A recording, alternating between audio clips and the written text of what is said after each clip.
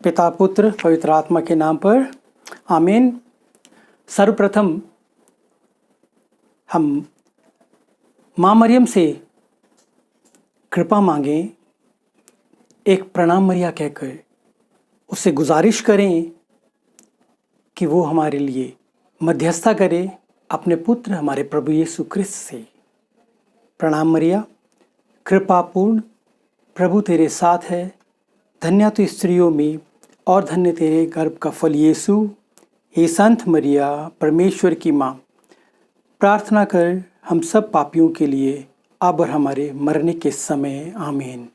पिता पुत्र पवित्र आत्मा की बड़ाई होवे, जैसे वे आदि में थी, अब सदा अनंत काल तक सदा रहेगी। आमीन। कृष्ण में प्रिय भाई और बहनों, कुछ समय पहले की बात, मुझे एक रिट्रीट के लिए एक चर्च में जाना पड़ा। वहाँ आधे दिन का रिट्रीट था। रिट्रीट की समाप्ति दोपहर को मिस्सा के साथ हुई। समाप्ति के बाद सब भोजन के लिए, दोपहर के भोजन के लिए जा रहे थे। कुछ लोग मुझसे मिलने भी आए, साधारण तौर से मिलते रहे। तभी मेरी निगाह एक व्यक्ति पर पड़ी, एक शख्स पर पड़ी जो काफ़ी समय से मेरी ओर देख रहा था। मुझे लगा कि वो मुझसे कुछ कहना चाहता है, कुछ बात करना चाहता है, मगर वो मेरे पास नहीं आया। तभी वहाँ के पेरिस प्रीस्ट आए और मुझसे बोले कि चलिए ब्रदर, आपके लिए भोजन का इंतज़ाम हमने अपने निवास स्थान पर किया है। तो हम दोनों भोजन के लिए उनके निवास स्थान के लिए निकल गए। जैसे ही हम उनके निवास स्थान पर पहुंचे, वो व्यक्ति पीछे पीछे आया मेरे और मुझसे बोला कि ब्रदर, मैं आपसे बात करना चाहता हूं। तो मैंने बोला, बोलिए भी, क्या कहना चाहते हैं आप? उसने कहा, ब्रदर, आपने सुसमाचार का प्रचार किया, ईश्वर के प्यार के बारे में बताया और बताया आपने कि ईश्वर हम सबको बहुत प्यार करता है। और आपने हमारे पवित्र पुस्तक बाइबल से भी बहुत सारी बातें बताई। लेकिन ब्रदर, मुझे लगता है कि ईश्वर मुझे प्यार नहीं करता। ये कह करके वो बहुत जोर जोर से रोने लगा। उसको मैंने बिठाया, फादर से कहकर कुछ पानी पिलाया और उससे मैंने पूछा कि आपका नाम क्या है भाई? तो उसने बताया, मेरा नाम एंथनी है। तो मैंने उससे पूछा, एंथनी भाई, क्या आप देख सकते हो? वो बोला, हाँ मैं देख सकता हूँ ब्रदर। क्या आप फूलों की खूबसूरती को निहार सकते हो? वो बोला, हाँ मैं निहार सकता हूँ ब्रदर। मैंने पूछा उससे, क्या आप पहाड़ियों की वादियों को, झरनों को देख करके प्रफुल्लित हो सकते हो या होते हो? वो बोला, हाँ ब्रदर मैं होता हूं। क्या आप बरसात की फुहार को महसूस कर सकते हो? वो बोला, हाँ ब्रदर, जब मंदी मंदी बरसात होती है, थोड़ी सी ठंड होती है, तो मुझे अच्छी फीलिंग्स होती है। तो मैंने कहा, ये ईश्वर का प्यार है, ये ईश्वर का वरदान है तेरे लिए कि आपको एहसास है, आपको देखने के लिए पूर्ण दृष्टि है, आपको समझने के लिए, प्रकृति की सौंदर्य को देखने के लिए आप योग्य हैं। लेकिन फिर आपको क्यों ऐसा लगता है कि ईश्वर आपसे प्यार क्यों नहीं करता? क्या कारण है? वो बोला, ब्रदर, मुझे एक अच्छी नौकरी नहीं मिली। मैं बहुत कोशिश करता हूं कि अच्छी नौकरी मिले, लेकिन छोटी मोटी नौकरी मुझे मिलती है। जिस नौकरी को मैं कर रहा हूं उससे मैं अपने परिवार का भरण पोषण नहीं कर पाता। तकलीफ में रहता हूँ, दिक्कत में रहता हूँ। एक महीना एक बच्चे की फीस देता हूँ, दूसरे महीने दूसरे बच्चे की फीस दे पाता हूँ, पहले की नहीं दे पाता। परेशान रहता हूँ, दुखी रहता हूँ। ब्रदर, मैं हर संडे चर्च आता हूँ, हर संडे कम्युनियन ग्रहण करता हूँ और साल में 1 या 2 दफे पाप स्वीकार भी करता हूँ। और चर्च के हर फंक्शन में, हर उत्साह में मैं बहुत बढ़ चढ़ के भाग लेता हूं। और मैं चर्च के हर नियम का पालन करने की भी कोशिश करता हूं, मगर फिर भी मुझे लगता है ईश्वर मुझसे प्यार नहीं करता। तब मैंने उससे कहा, एंथनी, आप ये सब करते हैं, लेकिन आपका विश्वास कमजोर है, आप विश्वास में पूर्ण नहीं हैं। वो बोला, कैसे ब्रदर? तो मैंने उससे कहा, एंथनी, आपके घर में खाना बनता है, व्यंजन बनता है, आप उसमें खूब सारा मसाला डालते हैं, मक्खन डालते हैं, और उसके बाद बहुत सारा क्रीम भी डालते हैं, और आप उसमें काजू की पेस्ट भी डालते हैं। डालिए, और उसके बाद उसमें नमक मत डालिए, और उसका स्वाद बताइए, क्या वो स्वादिष्ट होगा? ब्रदर, वो तो नेचुरली बात है, नहीं होगा। बिना नमक के क्या स्वाद आएगा? एंथनी भाई, उसी प्रकार से अगर आप में विश्वास नहीं है, और आप अगर नियमित रूप से चर्च जाते हैं, चर्च का सारा नियम का पालन करते हैं, यूकरिस्ट ग्रहण करते हैं, पाप स्वीकार करते हैं, वो सिर्फ सब एक औपचारिक मात्र है, वो सिर्फ एक फॉर्मेलिटी हो जाती है। आपका विश्वास अगर दृढ़ है तो ईश्वर आपके साथ रहेगा। ब्रदर, उसने बड़ी उत्सुकता से पूछा, मैं अपने विश्वास को कैसे बढ़ा सकता हूं, कैसे मजबूत कर सकता हूं, कैसे दृढ़ बन सकता हूं? कृष्ण प्रिय भाइयों बहनों, प्रभु यीशु कृष्ण ने अपने ही मुख से कहा है, लूका 8 अध्याय 8 पंक्तियां 43 से 48 में कहा है,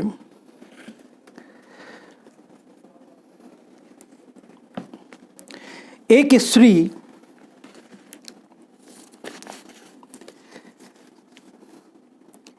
12 बरस से रक्तस्राव से पीड़ित थी, कोई भी उसे स्वस्थ नहीं कर सका। उसने पीछे से आकर ईसा की चादर का पल्लू छू लिया और उसका रक्तस्राव उसी क्षण बंद हो गया। ईसा ने कहा, किसने मेरा स्पर्श किया है? सबों के इनकार करने पर पेतरुस बोला, गुरुवर, चारों ओर से लोग आपको घेर लेते हैं, आप पर गिर पड़ते हैं। ईसा ने कहा, किसी ने अवश्य मेरा स्पर्श किया है, मैंने अनुभव किया कि मुझ से शक्ति निकली है। यह समझकर कि मैं छिप नहीं सकती, वे स्त्री डरती कांपती हुई आई और उन्हें दंडवत कर उसने सबों के सामने बताया कि मैंने क्यों उनका स्पर्श किया और मैं कैसे उसी क्षण स्वस्थ हो गई। ईसा ने उससे कहा, बेटी, तुम्हारे विश्वास ने तुम्हें चंगा कर दिया है, शांति प्राप्त कर जाओ। कृष्ण प्रिय भाइयों और बहनों, इस दृष्टांत में प्रभु यीशु क्रिस्त भीड़ के सामने चल रहे हैं, भीड़ उन्हें घेरे हुए है, लोग उन पर गिर पड़ते हैं। ऐसे में वो पेतरुस से कहते हैं कि मुझे किसी ने छुआ है। पेतरुस कहता है, गुरुवर, क्या बात करते हो आप? दुनिया आप पर गिर रही है, सब आपको छूने की कोशिश कर रहे हैं, किसी की कोनी आपसे लग रही है, किसी का सर आपसे लग रहा है, कोई हाथ आपको छूने की कोशिश कर रहा है, ऐसे में आप कह रहे हो कि किसी ने मुझे छुआ है। प्रभु यीशु कहते हैं, मेरे अंदर से शक्ति निकली है। तब वो स्त्री डरती हुई आई और उसने कहा, मैंने आपको छुआ है। और उस वक्त प्रभु यीशु उससे कहते हैं, बेटी, तुम्हारे विश्वास ने तुम्हें चंगा किया है। ऐसा क्यों कहते हैं प्रभु यीशु? प्रभु यीशु के अंदर से वो शक्ति निकली, तभी उन्हें पता चला कि किसी ने मुझे स्पर्श किया है। तो उन्होंने ऐसा क्यों नहीं कहा कि पवित्र आत्मा ने तुम्हें चंगा किया है? ऐसा क्यों नहीं कहा कि पिता ईश्वर ने तुम्हें चंगा किया है? उन्होंने कहा, तुम्हारे विश्वास ने तुम्हें चंगा किया है। हम लूक का 17 का पंक्तियां 19 पढ़ते हैं। उठो, जाओ, तुम्हारे विश्वास ने तुम्हारा उद्धार किया है। यहां पर भी प्रभु यीशु कहते हैं, तुम्हारे विश्वास ने तुम्हारा उद्धार किया है। प्रभु यीशु ने जब जब चमत्कार किया, जब जब उन्होंने स्वस्थ किया रोगियों को, जब जब उन्होंने कोढ़ियों को चंगा किया, जब जब उन्होंने दृष्टिहीन को दृष्टि दी, तब तब उन्होंने कहा, जाओ, तुम्हारे विश्वास ने तुम्हें चंगा किया है। क्यों ऐसा कहा प्रभु यीशु क्रिस्त ने? हर बार, बार बार प्रभु यीशु क्रिस्त उस विश्वास के ऊपर, उस विश्वास को आधार बनाते हैं, क्योंकि प्रभु यीशु क्रिस्त जानते हैं विश्वास ही ईश्वर के अस्तित्व का आधार है। कृष्ण प्रिय भाई और बहनों, विश्वास अगर जड़ है तो ईश्वर का अस्तित्व उस पर भारी भरकम पेड़ और उस पर फलदायक पेड़ है। विश्वास अगर इंजन है तो उसके डिब्बे धर्म और ईश्वर का अस्तित्व है। अगर जड़ें समाप्त हो जाएं, काट दी जाएं, जला दी जाएं, तो पेड़ का अस्तित्व नहीं रहेगा। अगर रेलगाड़ी में से इंजन अलग कर दिया जाए तो उन डिब्बों का अस्तित्व नहीं रहेगा, वो स्थिर रह जाएंगी। विश्वास एक अदृश्य डोर है जिसके एक सिरे पे ईश्वर और दूसरे सिरे पे हम बंधे हुए हैं।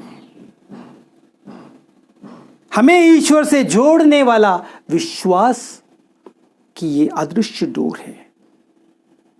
जब हमारा विश्वास दृढ़ होता है, हम ईश्वर के और करीब आ जाते हैं, ईश्वर से मिल जाते हैं, ईश्वर से संयुक्त हो जाते हैं, ईश्वर के सानिध्य में आ जाते हैं।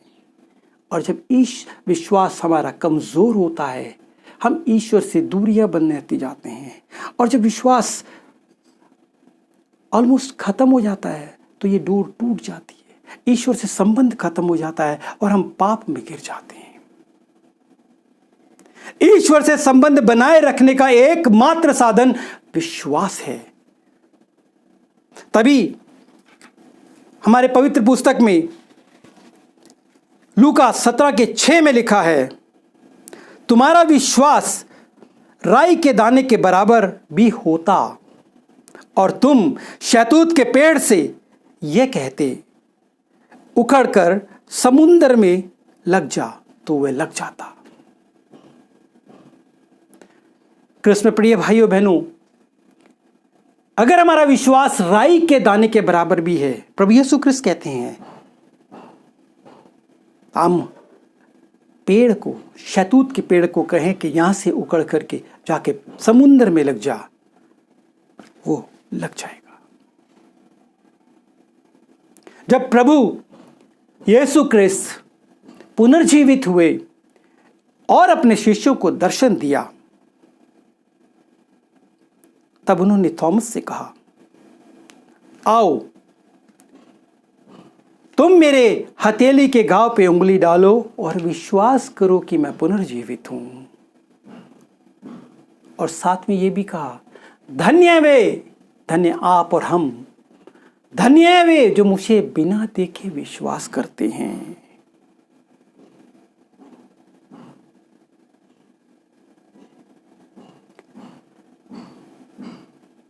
कृष्ण में प्रिय भाइयों बहनों, अगर हमारा विश्वास दृढ़ है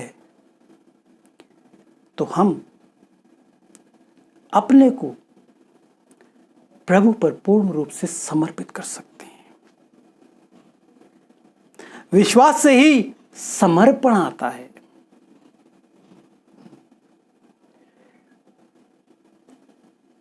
एक छोटी सी कहानी याद आती है मुझे। कुछ लोग एक हवाई जहाज में सफर कर रहे थे। जब हवाई जहाज ने टेक ऑफ किया, अपनी पूरी ऊंची उड़ान पर था,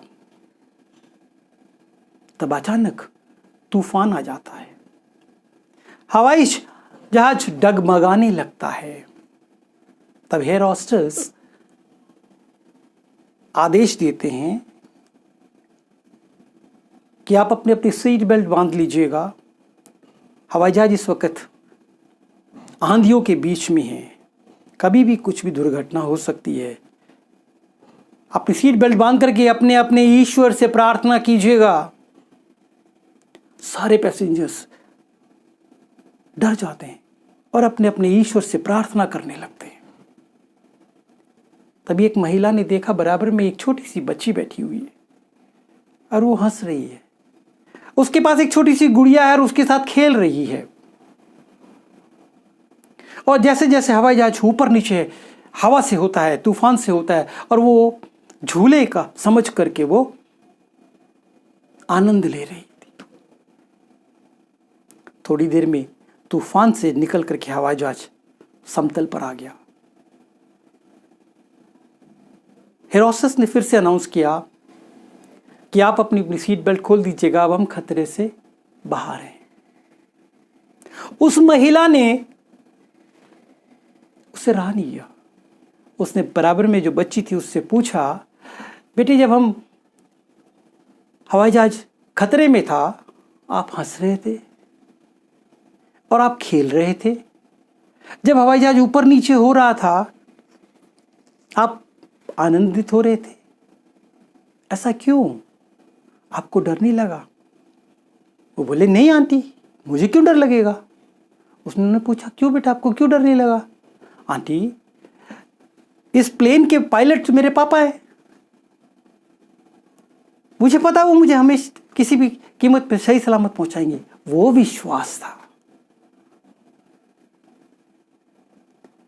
जब हम छोटे थे बचपन में,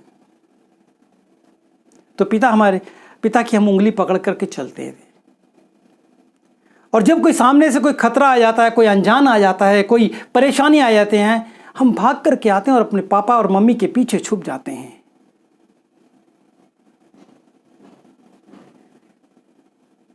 हम पिता को अपने आप को समर्पित कर देते हैं और पिता और माता हमें उस खतरे से, उस परेशानी से बचाते हैं।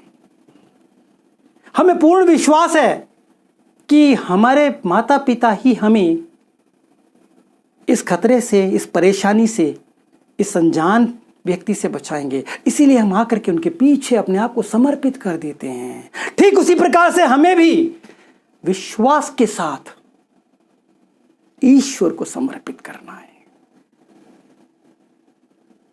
जब हम ईश्वर को समर्पित करते हैं, ईश्वर हमारे जीवन का नियंत्रण अपने हाथ में ले लेता है। जैसा हम जानते हैं कि हमारा ईश्वर हमारे लिए, हर एक के लिए एक योजना बना के रखा है उसने। उस योजना को लागू करने के लिए हमें ईश्वर को, अपने आप को समर्पित करना पड़ेगा। जब हम उसे पूर्ण रूप से समर्पित कर देंगे,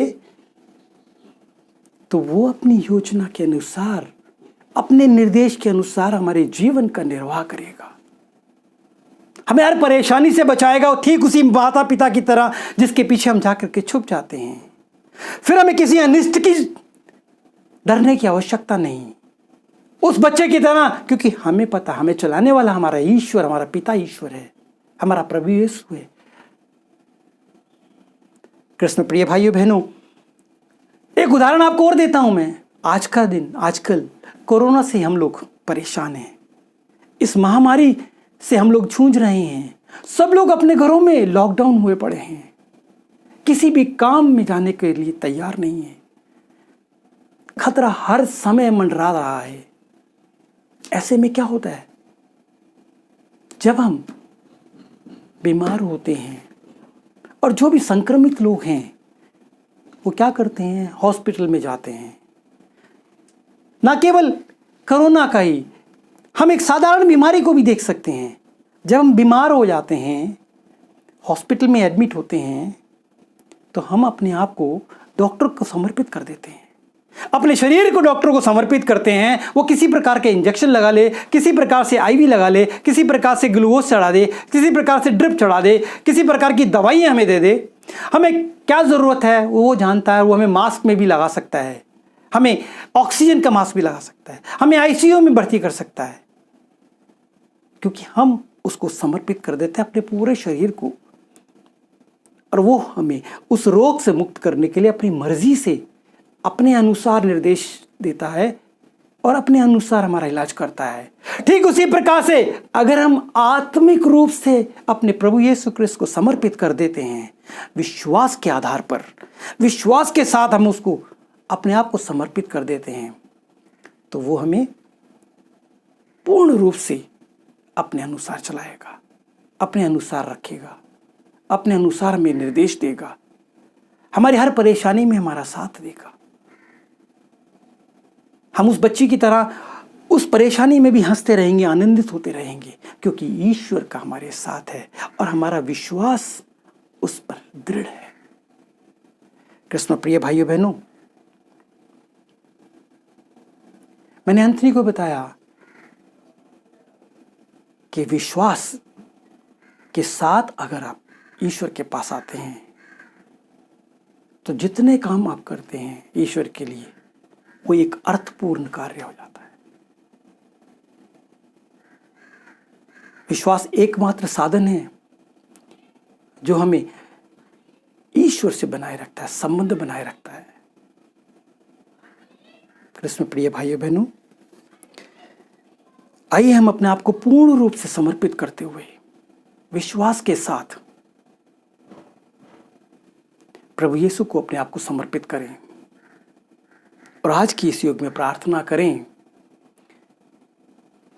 कि प्रभु हमारे समर्पण को स्वीकार कर हमें इस योग्य बना कि हम विश्वास में दृढ़ होते चले जाएं, आपके सानिध्य में रहें, आपके साथ जुड़े रहें, हर पल, हर समस्या में, हर वक्त आपके ही होके रहें। आइए हम सब मिलकर प्रार्थना करते हैं। हे प्रभु यीशु, आज के इस मौके पर हम आपसे प्रार्थना करते हैं, हमारे विश्वास को और दृढ़ बना, हमें योग्यता दे कि हम अपने आप को पूर्ण रूप से आपको समर्पित करें। इस कोरोना के महामारी से चलते हुए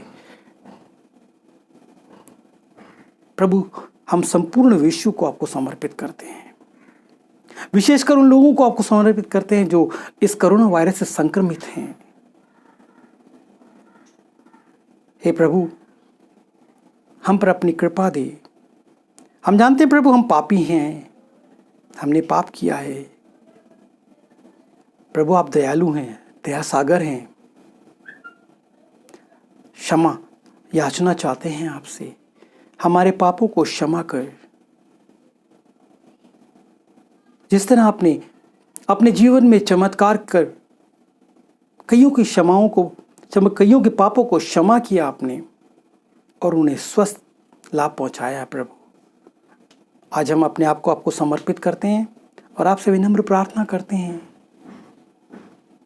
कि हमारे पापों को क्षमा कर, हमें इस महामारी से बचा, हमारे साथ रहे, हमारे पास रहे, हमारे बीच रहे और हमें अपनी आशीषों से कृपा प्रदान करे। पिता, पुत्र, पवित्र आत्मा के नाम पर